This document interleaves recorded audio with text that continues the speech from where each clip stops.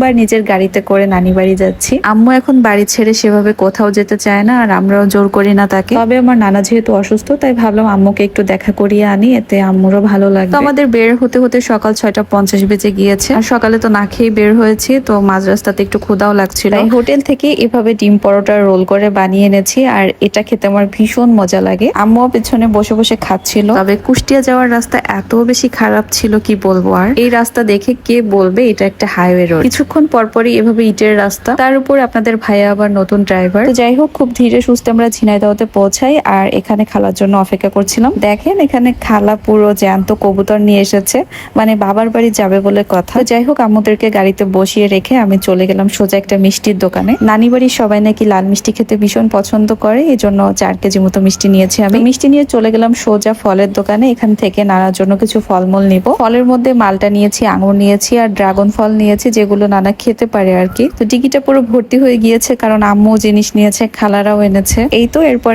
এক টানে সোজা চলে গেলাম নানি বাড়িতে। তো নেক্সট ভিডিওতে ইনশাল্লাহ আপনাদেরকে নানি বাড়িটা ঘুরিয়ে দেখাবো। তো এখনকার মতো বিদায় নিচ্ছি, দেখা হয়ে যাচ্ছে নেক্সট ভিডিওতে। সে পর্যন্ত সবাই ভালো থাকবেন, সুস্থ থাকবেন। আল্লাহ হাফেজ।